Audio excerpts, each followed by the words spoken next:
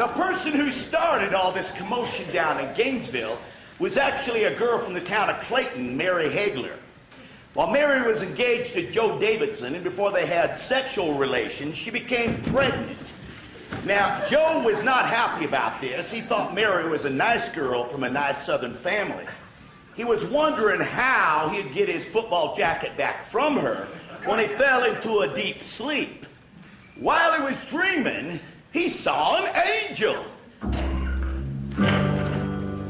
Joe Davidson, do not be ashamed to marry Mary because she was made pregnant by the Holy Spirit.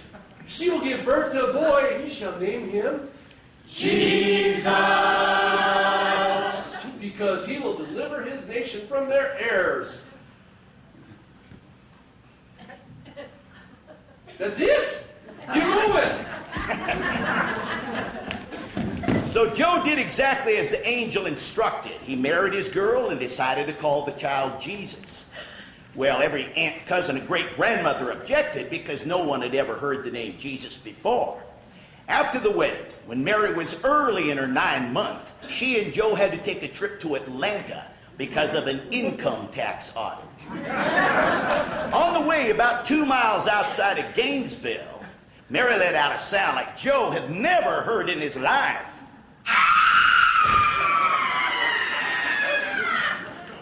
He screeched into the Dixie Delight Motor Lodge and asked, "Where's the hospital?" Then Mary had another series of contractions. And just after sunset, because the lodge was full, Joe and the motel manager broke open the door of an abandoned trailer outside and ran an extension cord out, chewed away the dirt daubers, and delivered the little baby Jesus into the world. He was wrapped in a comforter and laid in a wooden crate. First string reporters flew in from all over the country to interview locals who had witnessed the event. The New York Times talked to a cattle farmer. Yes, ma'am. I had just gotten the cows back in for the night when I hear this music. La-dee-da-dee-da. I thought I was gonna pass out. Then I heard someone call my name. Lyman, Lovejoy, with a Y. And so I looked up. What I saw looked like about 100 sons, and they was singing a message to me, the gist of which was, if you want to see a baby born to God, and a Georgia girl, you better get yourself on over